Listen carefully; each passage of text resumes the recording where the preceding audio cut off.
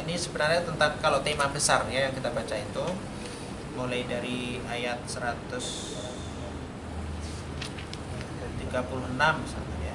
137 ya. 137 sampai nanti ayat 147, 10 ayat. Tema besarnya itu sebenarnya tentang bahaya munafik, orang-orang munafik. Walaupun dalam awal surat Al-Baqarah dulu pernah kita singgung, awal surat Al-Baqarah itu 5 ayat pertama itu adalah ciri orang-orang yang memang bertakwa. Kalau kita melihat orang itu sudah bertakwa atau belum, lihat aja di 5 ayat pertama itu sudah di sana ciri-cirinya ya. Kemudian 2 ayat berikutnya itu adalah ciri orang kafir. Nah, sedangkan ayat berikutnya berarti mulai dari ayat berapa tuh? 5 tambah 7 8. Mulai dari ayat 8 sampai ayat 20 dari surat Al-Baqarah itulah ciri-ciri orang munafik. Nah, di sini itu juga lebih ditekankan kembali bahaya dari orang-orang munafik. Munafik itu kalau bahasa kita yang sederhana itu fisiknya, bajunya itu muslim, tapi jeroannya kafir gitu. Kalau kita beli mobil atau motornya sih Honda tulisannya, cuma dalamannya Cina ya. Makin. Nah, itulah kira-kira. Jadi susah untuk dilihat secara kasat mata dan tidak bisa kita nilai dari segi fisiknya. Itulah orang-orang munafik.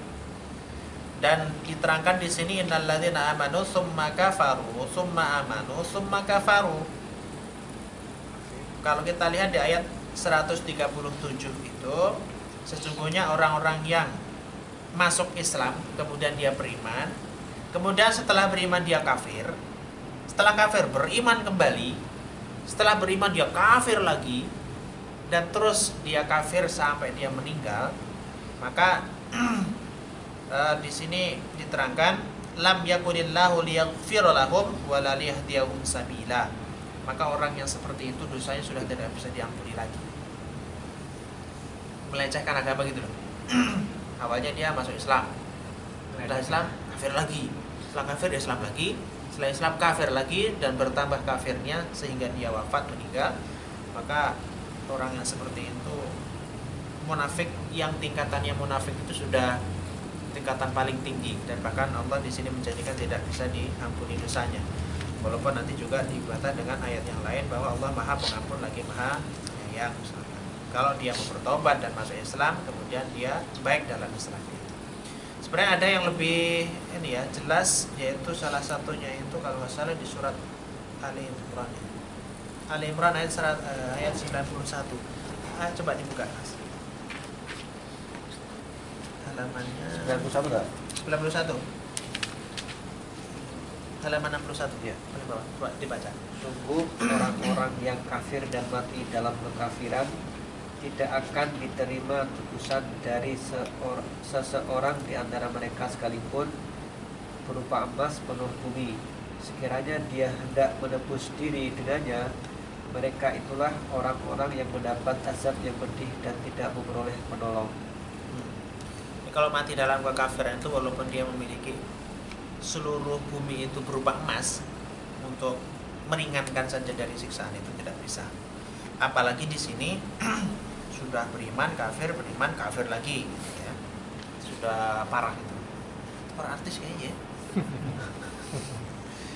Itu kalau zaman dulu balasannya cuma satu, potong lehernya ini. Orang seperti itu. Maka di sini diterangkan ayat berikutnya, basyiril munafiqina bi anna lahum adzaban alima. Berikanlah kabar kepada mereka orang-orang munafik itu sesungguhnya azab Allah lah yang pasti akan dia dapatkan. Kemudian kalau ayat 139 ada larangan kita untuk mengangkat pemimpin kecuali dari sama muslim. Jakarta kena itu. Alladzina yattakhiduna al-kafirina awliya min dunil mu'minin. Yang disebut orang-orang munafik yang nanti akan mendapatkan azab yang pedih tadi itu salah satu cirinya adalah mereka mengambil atau menjadikan non-muslim selain dari orang-orang muslim itu sebagai wali. Wali itu pelindung, pemimpin dan juga sebagai penasihat. Pokoknya yang menaungi dia gitu loh. Dan biasanya di sini diterjemahkan sebagai penolong atau pemimpin. Dan siapa mereka ini orang-orang munafik itu karena kan bajunya saja yang muslim, tapi kan jeroannya kafir. Maka orang yang seperti ini cirinya adalah mereka selalu mengambil orang-orang kafir sebagai pemimpin mereka dan menyampingkan atau tidak menghiraukan orang-orang mukmin. Nah, kalau sampai ada orang yang jelas-jelas dia kafir kemudian dipilih sebagai pemimpin, berarti paling ringan dia dan dihukumi sebagai orang munafik. Nah, walaupun di dalam ada satu perkataan ulama, ini tidak bisa sebagai legitimasi membenarkan pendapatnya. Memang ada pendapat gini, pemimpin kafir yang adil itu lebih aku sukai, kata Ibnu Hajar itu ya, Hajar Musqalani, lebih aku sukai daripada pemimpin muslim tapi dia tidak amanah. Tetapi di sini bukan berarti kalau kita sudah ada seorang muslim kita diperbolehkan untuk memilih pemimpin selain muslim, nggak boleh. Pokoknya kriteria pertama itu kita harus cari adalah muslim dulu. Kemudian setelah muslim maka kita pilih lagi. Masa sih misalkan sewilayah itu nggak ada satupun orang muslim yang jujur itu. Maka di sini ditantang oleh Allah orang-orang yang mengangkat pemimpin dari orang-orang kafir itu. Ayat bataghuna indahumul izzah fa innal izzata lillahi jami'a. Apakah engkau itu memilih pemimpin selain golonganmu yaitu orang-orang kafir itu ingin mendapatkan izzah, penolong atau mendapatkan kemuliaan kedudukan, padahal sebaik-baik penolong itu adalah dari Allah. Itu yang disampaikan dalam ayat ini. Dan orang-orang munafik itu sebenarnya cirinya banyak sekali ya. Dan selanjutnya cirinya itu adalah 141 ayat 141. Orang munafik itu singkatnya di ayat 141 gini. Orang dulu kalau misalkan siapa yang terkenal di Madinah orang yang kelompok munafik? Abdullah Ubay bin Salul. Abdullah Ubay bin Salul itu pemimpin orang-orang munafik yang dulu ketika perang Uhud itu kan jumlah orang muslim itu sebenarnya berapa? Orang 1000. Kemudian 300 itu di bawah pemimpinan dari Abdullah Ubay bin Salul ini. Kemudian di tengah perjalanan dia bisikin, kemudian 300 disuruh balik sama beliau. Jadi sudah siap perang, sudah sampai jalan, kemudian bisikin kepada bawahannya, tentara dari Abdullah Ubay bin Salul mengatakan gini, ngapain sih kita capek-capek ikut perang gitu? Apa yang kita akan dapatkan? Yaudah, terus pasukannya juga ngikut lagi. 300 orang mundur. Nah, sehingga dia kaum muslimin cuma berjumlah 700 sekian. Karena 300 sudah ditarik sama beliau. Bencinya Abdullah Ubay bin Salul ini kepada Rasulullah itu diawali dengan ketika Rasulullah hijrah ke Madinah. Itu sebenarnya gini loh. Singkat ceritanya, Abdullah bin Salul ini pemuka orang-orang Madinah yang siap diangkat sebagai pemimpin orang-orang ketika mengharapkan kali ya. Ya memang ini sudah mau diangkat oleh penduduk Madinah menjadi pemimpin mereka gitu. Nah, ketika saat mau diangkat, datanglah Rasulullah hijrah ke Madinah. Sehingga orang-orang mengangkat Rasulullah sebagai pimpinan. Maka dia kan kesel, merasa tersisihkan. Dan kalau dia pun melawan pasti nggak bisa karena masanya semakin banyak, umat Islam semakin banyak. Makanya dia disiasatin seakan-akan dia masuk Islam, tetapi tetap dia memusuhi. Maka kita ingat betul ketika beliau tuh siasatnya yang sangat keji sekali. Dia ternyata seakan-akan pro dengan Rasulullah dan umat muslimin, tapi ternyata di samping itu dia mendukung orang kafir yang ingin membunuh Rasulullah. Dan itu paling berat. Dan anaknya Abdullah bin Ubay bin Salul, Abdullah Ubay bin Salul berarti ya.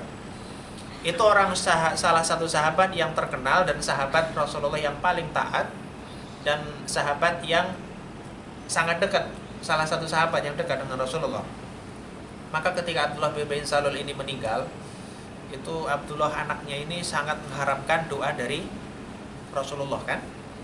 dan ternyata Rasulullah mengabulkan dan didoakan orang itu. Maka turunlah satu ayat yang nggak boleh doain orang wala takum ahadan wala takum fihi abadan, dan turunlah ayat yang menyatakan jangan sekali-kali engkau mensolatkan atau mendoakan orang-orang munafik selama-lamanya. Jadi tidak boleh. Orang munafik juga boleh, apalagi orang kafir. Keras orang munafik itu.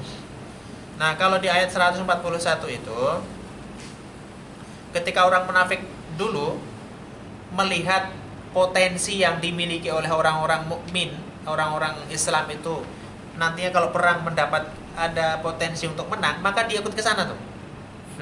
Kemudian dia mengatakan kalau udah menang gitu, nah itu juga gara-gara saya karena ikut, nah gitu. Tapi kalau nanti sebelum perang melihat potensi pada orang kafir, maka dia pergi ke orang kafir dengan mengatakan saya juga ini membantu kamu karena engkau menang, kemenanganmu itu juga karena bantuanku, nah gitu. Pokoknya gitulah orang munafik itu. Maka dikatakan dalam surat Al-Baqarah, wa idza khalau ila syayatinihim qalu innama nahnu mustahzi'un. Nah, di surat Al-Baqarah itu ketika dia itu ketemu sama orang muslim, maka dia mengatakan amanna, kami juga beriman kok, sama dengan kalian itu. Tapi kalau wa idza khalau ila syayatinihim, tapi jika mereka orang-orang munafik itu kembali kepada setan-setan mereka, nah setan-setan mereka itu artinya gembongnya orang-orang munafik itu dikatakan oleh Allah mereka orang sebagai setan. Berarti kita nggak salah ya kalau kita di jalan biasanya kan disebut-sebut itu kalau lagi kesal. Selain setan dipanggil juga absen Ragunan kayaknya. Kenapa ya? So itu. Kenapa kalau orang kesal itu ngabsen ngabsen penghuni Ragunan. Setan. Ya kan? Terbawa setan. Nah, itu karena gini loh, ada istilah sebenarnya dalam diri manusia itu ada namanya as-sifah al-bahimiyah, al-bahimiyah. Sifat bahimiyah itu adalah sifat kehewanan. Maka sebenarnya kalau ada kata-kata orang Arab, manusia itu adalah al-hayawanun natiq. Manusia itu adalah hewan yang berbicara, begitu. Nah, kalau diteliti ini ada salah satu ulama yang mendefinisikan kenapa kalau kita bulan haji atau Dhul Hijjah itu atau Idul Adha itu disunahkan untuk menyembelih hewan ternak. Kenapa itu? Nah, salah satu takwil ya, walaupun Rasulullah tidak menawilkan ini, tetapi ada ulama yang menawilkan gini. Nah, inginnya itu adalah menghilangkan sifat-sifat kehewanan dalam diri manusia itu. Nah, sifat kehewanan itu kan banyak. Misalnya nih, dulu ketika kita melihat di televisi kan dulu ada itu namanya yang hewan-hewan itu geografi apa? Yang kehidupan itu loh, apa namanya? Discovery. Nah, Discovery gitu loh. Kayak yang di Afrika biasanya. Animal Planet. Yang banyak hewannya itu loh, hewan-hewan liar. Kayak kita melihat nih, misalkan harimau atau singa, dia menerkam kerbau atau menerkam zebra atau kijang misalkan gitu. Itu kan mereka ketika menangkap itu kan berusaha dulu ya, yang ngedap-ngedap, kemudian berusaha. Ketika ketangkap dia tuh nggak seserakah kita ternyata, walaupun dia dikatakan hewan buas. Cukupnya. Iya, mereka itu setelah makan nggak ada digoreng disimpan gitu, nggak ada ya. Dia makan kalau udah kenyang ditinggal. Nanti kalau ada yang makan kembali ya memang jatahnya dia gitu. Nah, kalau kita lihat kemudian kenapa sih tidak diberikan rasa rakus kepada dia?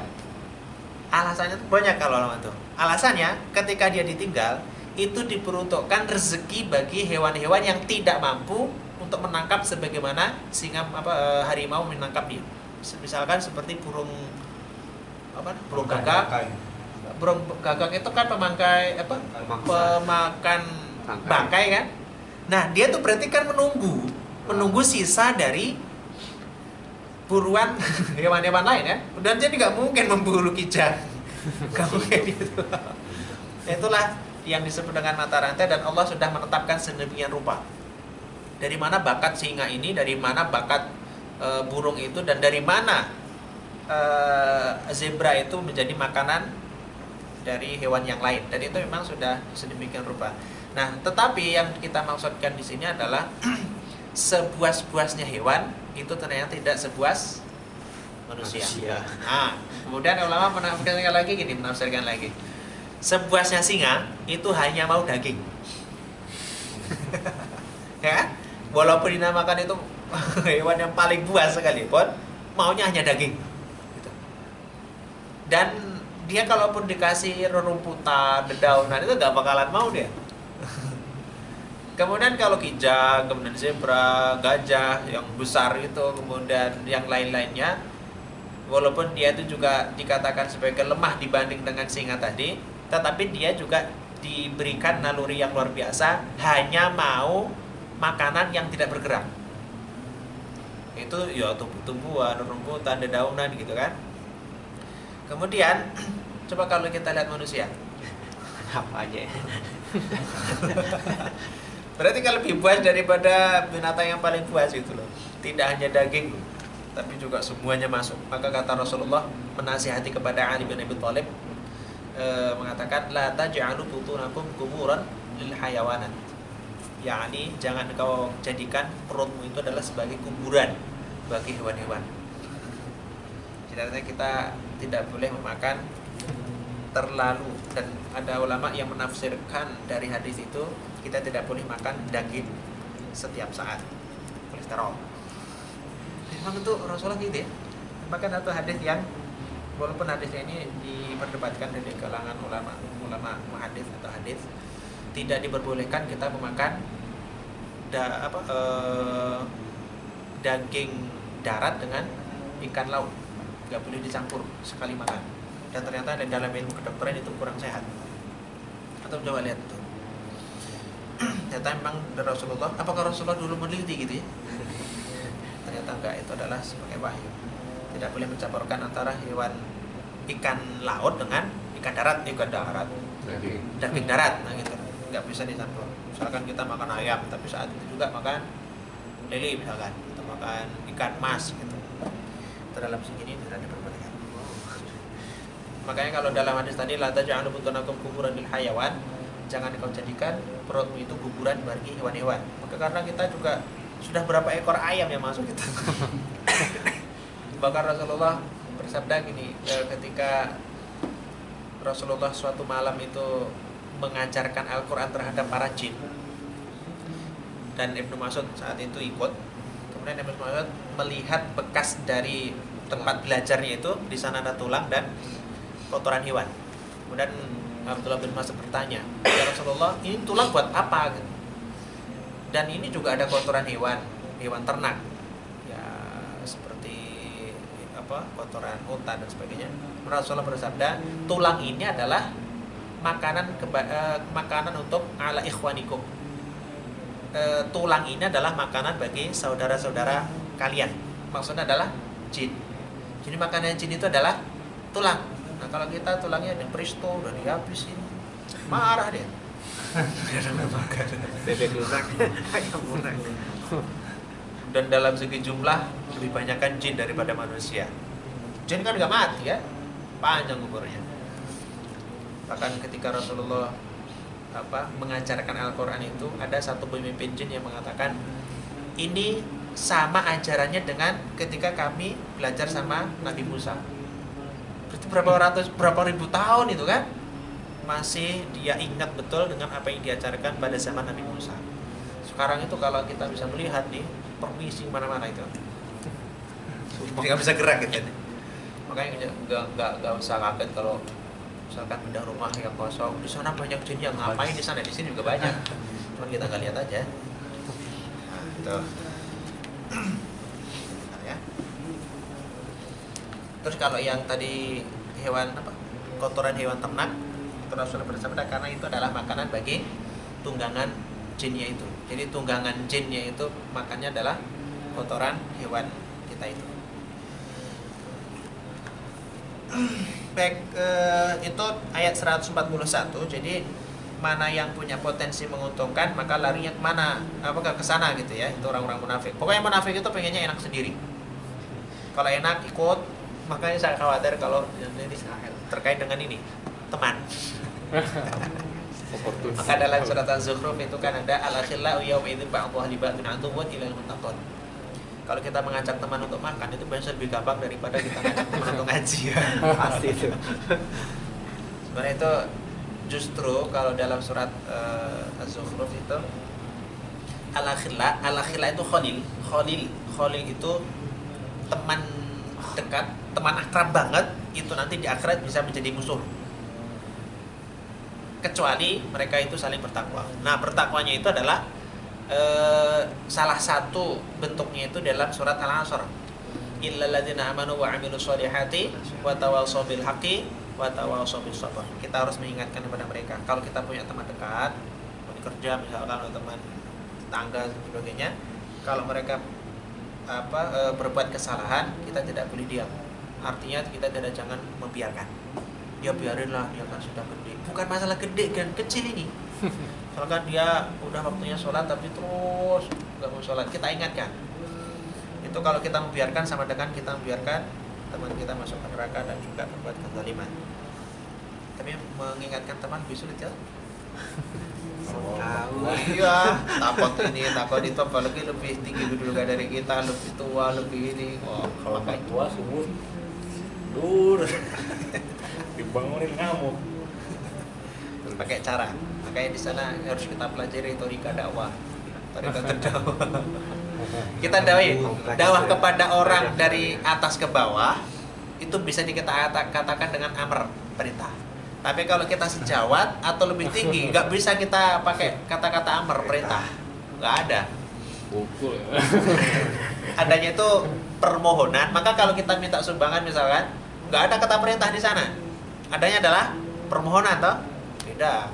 Apalagi kita dengan Allah itu bukan perintah. Misalnya Rabbana atina, ya Allah berikan kami, itu bukan perintah. Itu adalah doa, permohonan. Pokoknya perintah itu hanya dari atas ke bawah. Dari atasan ke bawahan, itu namanya perintah. Tapi kalau dari bawah ke atas itu bukan perintah, itu namanya permohonan. Nah, ciri berikutnya orang munafik itu adalah innal munafiqina yukhadi'una Allaha wa huwa khadi'uhum. Inginnya orang munafik itu menipu Allah. Dengan menipunya itu adalah seakan-akan dia sholatnya khusyuk banget, padahal nggak pernah sholat. Padahal sholatnya kosong. Maka di sini wa huwa khadi'uhum, dan bahkan sesungguhnya dialah yang tertipu sendiri, bukan Allah yang tertipu. Allah kok ditipu. Wa idza qamu ila sholati, jika dia itu mendirikan sholat, qamu kusala, mereka itu mendirikan dengan kusala. Kusala itu kaselan. Apa kaselan? Malas. Jadi sholat sudah ogah-ogahan, kalaupun sholat juga malas, berdirinya juga udah gak lurus, rukuknya juga gak sempurna. Itu namanya orang munafik, cirinya seperti itu. Makanya Rasulullah pernah marah kepada seseorang yang sholatnya itu salah-salah, bahkan suruh mengulang sampai 3 kali. Dia juga kesel juga. Jadi sholatnya itu belum sempurna, rukuknya udah itu belum sempurna, langsung sujudnya baru nempel, sudah diangkat lagi. Maka kata Rasulullah, sholli fa innaka lam tusolli, sholat lagi, kamu tadi belum sholat. Sholat lagi, gitu lagi, suruh sholat lagi, kemudian sampai 3 kali dia ini manusiawi ya, suruh ngulangi sholat tapi gak dikasih tahu. Dan dia mengatakan, Rasulullah bersabda, sholatlah dengan tumaknina, artinya ruko yang sempurna, baru i'tidal dengan sempurna sebagainya. Kusala itu adalah malas. Yura'unan nas, plus dia adalah riya. Walaupun dalam segi fisiknya itu ibadah, sholat, ngaji misalkan, atau perbuatan ibadah yang lainnya, tetapi kalau diniatkan untuk dilihat oleh orang, dipuji, ingin dipuji oleh orang, bukan karena Allah, itu namanya riya. Dan riya itu adalah syirik, ya. Sholat bisa jadi syirik kalau diniatkan bukan karena Allah. Kalau sholat di belakang mertua syirik gitu. Langsung salah ya. Memberi contoh. Yura'unan nas, gitu ya. Maka yang susah-susah itu kalau ini sedekah. Itu kalau kita sedekah misalkan diumumkan di masjid, itu susah loh. Maka dalam ayat Al-Quran kan sirra wa alaniyah, belajarlah, kalau bahasa kita mungkin secara sederhana dari ayat itu kita istinbatkan, belajarlah sedekah itu dengan sembunyi-sembunyi dulu. Kalau sudah sembunyi-sembunyi dan kita sudah siap untuk diumumkan tetapi tidak merusak dari pahala sedekah itu, silahkan. Itu justru akan mendapatkan 2 pahala. Pahala pertama memang kita ikhlas benar itu. Yang kedua, kita memberikan semangat dan juga tarbiyah, pendidikan dan juga contoh kepada yang lain. Tapi kalau belum siap, contoh sih mungkin. Tetapi pahalanya nggak dapat, dan justru orang mengatakan sombong dan ria, gitu ya. Yura'unan nas wala yadhkurunallah, dan mereka tidak berzikir mengingat Allah kecuali illa qalila, kecuali sedikit banget, sebentar aja. Kalau Imam Al-Ghazali mendefinisikan ini, kita itu punya waktu 24 jam untuk ibadah, kira-kira berapa jam, dan untuk keperluan duniawi berapa jam. Kalau kita masih sedikit dari kebutuhan dunia dan akhiratnya lebih sedikit, berarti kita masih dalam kategori ini. Lebih berat itu. Karena kalau kita hitung-hitung, kita misalkan sholat itu cuma 1 jam kan, 5 kali kalau misalkan 1 kali sholat 10 menit, itu kan 50 menit, nggak ada 1 jam bahkan. Kemudian kalau kita baca Quran misalkan 1 jam, baru 2 jam, terus buat apa lagi ibadahnya? Berarti sisanya kan untuk banyak banget untuk dunia. Padahal kita mintanya Rabbana atina fid dunya hasanah, al-akhirah juga hasanah. Ya itulah manusia ya. Pengennya kan kita ilmu ekonomi itu selalu berlaku. 4 jam di jalan. Ilmu ekonomi itu kan mengeluarkan sekecil-kecilnya tapi mendapatkan sebesar-besarnya, mencuri itu. Ayat 143-nya yang panjang itu, mudzabbina baina dzalika la ilaha ula wa la ilaha ula, itu artinya mereka itu mudzabzab, ragu-ragu. Tidak ikut ke golongan yang A, juga tidak ikut ke golongan yang B. Pokoknya di tengah-tengah. Kalau dia itu menguntungkan yang kanan, ikut yang kanan, menguntungkan yang kiri, ya ikut yang kiri. Tidak punya pendirian. Itu namanya mudzabzab. Kemudian ada peringatan lagi di ayat berikutnya, ya ayyuhalladzina amanu la tattakhidul kafirina awliya. Ini yang disebut adalah orang-orang yang beriman, jangan sekali-kali kalian itu mengangkat pemimpin dari orang-orang kafir min dunil mu'minin. Padahal di situ ada orang mukmin. Dan ditantang oleh Allah, aturiduna an taj'alu lillahi 'alaikum sultanan mubina? Apakah kau itu ingin Allah itu membuktikan kekuasaannya? Jadi kalau bahasa kasar kita, kalau kita berani mengangkat pemimpin selain orang muslim atau orang muslim, kita angkat jadi pemimpin, maka Allah siap untuk memberikan cobaan terhadapnya. Di sini orang munafik itu, innal munafiqina fid darkil asfali minan nar. Orang munafik itu adalah tempatnya fid darkil asfal. Asfal itu bahasa kita juga aspal. Aspal itu di bawah. Bahasa kita juga berarti serapan dari Arab. Aspal. Aspal itu di bawah. Kemudian dark itu bawahnya lagi. Berarti apa itu? Bawah dari bawahnya neraka. Kerak ya, keraknya neraka. Walan tajida lahum nasira, dan mereka tidak akan pernah mendapatkan pertolongan di dalamnya. Illal ladzi, kecuali kalau mereka itu bertaubat dan benar-benar memperbaiki perbuatan yang sudah berlalu, wa akhlasu, dan mereka benar-benar ikhlas dinahum dalam menjalankan agamanya.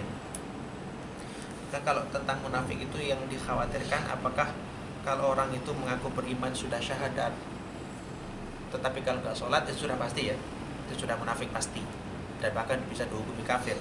Kalau dulu, bahkan kalau zamannya Abu Bakar, orang yang sudah syahadat sudah, sholat sudah, tapi hanya tidak mau zakat, itu harus diperangi dan dibunuh. Kalau seandainya diterapkan sekarang, itu sudah gak tersisa itu. Nah, kalaupun dia itu misalkan sudah bersyahadat, sudah sholat, sudah zakat, sudah puasa, dan bahkan berhaji, sudah haji berkali-kali, tapi kalau dia belum mengikuti apa kata Al-Quran, apakah itu masih termasuk munafik gak ya? Kan dia kalau beriman berarti secara otomatis kan iman kepada Allah, malaikat, nabi, kitab tuh. Apakah hanya kita mengakui kitab itu adalah Al-Quran itu adalah kitabku, tapi tidak pernah membaca, memahami, melakukan? Apakah itu termasuk orang munafik atau bukan? Kira-kira gimana? Berarti kan seakan-akan mengakui, tapi nggak menjalankan gitu loh. Hanya mengakui. Maka yang dikhawatirkan itu adalah orang yang hanya mengaku orang Islam tetapi tidak mampu melakukan apa isi Al-Quran, isi kandungan dari Al-Quran. Dia khawatirkan itu menjadi orang-orang termasuk orang munafik itu. Jangankan melakukan, kalau kita membaca aja berat gimana? Kebanyakan. Ya? Kebanyakan. Ya itu, makanya kalau kita belajar Al-Quran itu ternyata luas sekali. Dan mungkin kalau dulu ini sih ya, apalagi di kampung itu kan yang penting bisa baca gitu. Awalnya ya. Iya, pokoknya yang penting bisa baca. dulu. Sampai sekarang itu gitu. Dan gak ada perkembangan dari setelah dia itu misalkan belum bisa baca, kemudian setelah bisa baca itu putus, selesai. Udah tutup buku itu. Aplikasinya iya, Iya kan? aplikasinya enggak. Kalau di kampung kan gitu. Yang penting anak-anak itu sudah bisa baca udah. Makanya yang biasanya belajar itu kalau di kampung setingkat SD, SMP itu udah gak ada. Karena kan sudah bisa baca. Dianggapnya sudah tutup buku gitu. Sudah selesai. Sudah bisa sholat tuh. Jadi yang bahaya itu. Jadi sebenarnya Al-Quran itu kalau kita pelajari, luar biasa. Kita aja sudah berapa tahun kita belajar baru baca nggak benar-benar. Itu baru baca, belum hafal, belum ngerti, belum tafsirnya, belum qiraatnya, belum wah. Harusnya. Maka kalau dulu ulama yang bangsa yang umurnya pendek-pendek tetapi karyanya luar biasa, maka Imam Asyuti itu umurnya itu cuma 50 tahunan, bahkan Imam Nawawi itu cuma 45 tahun. Tapi karya kitabnya itu lebih dari 300 kitab. 300 kitab. Bahkan muridnya mengatakan tidak 300 tetapi 500 karena ada yang belum tercetak. Dan bisa semalam itu bisa menyelesaikan satu kitab itu. Jangan dibayangkan sekarang ya. Karena kalau dulu ya kan Imam Syafi'i mampu mengkhatamkan dalam sehari semalam 2 kali khatam, berarti kan 60 juz sehari semalam. Lebih berkah wah. Ya kita semoga walaupun zaman sekarang sudah jauh dari sumbernya, yang namanya muaranya itu 14 abad yang lalu dan mengalir terus toh. Nah air itu kalau mengalir sekian jauh dan sekian lama, udah sampai kita itu kan udah berubah warnanya itu. Udah seret. Sudah pertama ngalirnya juga sudah tidak sederes zaman itu. Yang kedua kotor juga sudah pasti, kecampuran sesuatu juga sudah pasti dan warnanya pun juga berubah.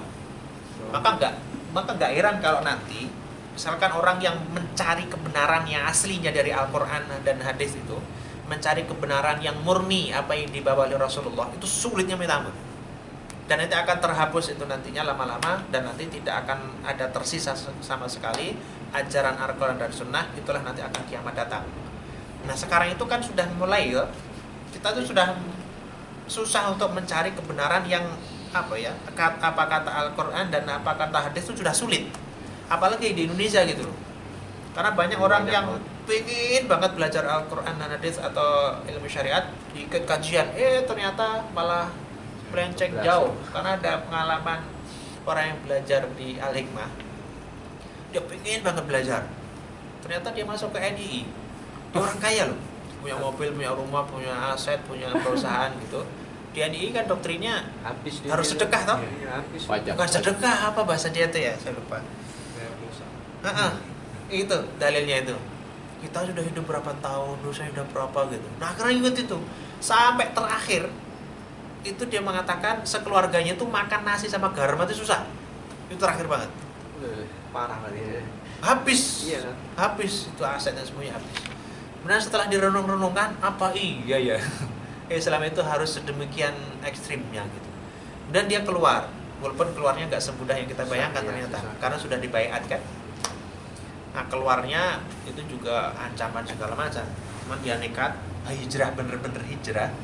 Tidak hanya hijrah secara keyakinan, tapi hijrah dalam fisiknya juga hijrah gitu.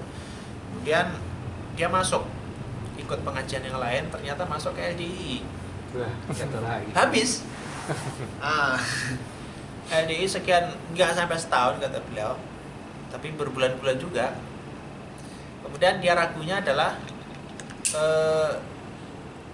setiap orang yang masuk di dalam golongan mereka, jadi melihat selain golongan dia itu adalah semuanya itu najis semua. Dan kalau sampai ada orang tamu misalkan di luar dari golongan dia, itu harus dicuci 7 kali. Betul itu. Dan kalau dia sholat di masjid dia, ada orang nyalain sholat dia, itu dipel. Najis kayak anjing. Bukan alami sekali. Begitu tuh.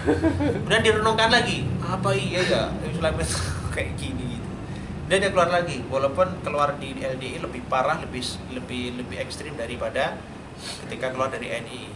Karena kalau di LDI itu sebenarnya, kalau nggak salah menurut cerita beliau, kemungkinan orang yang keluar itu 2, meninggal atau memang benar tidak diketahui ribanya lagi, kemudian dia tidak mengetahui lagi.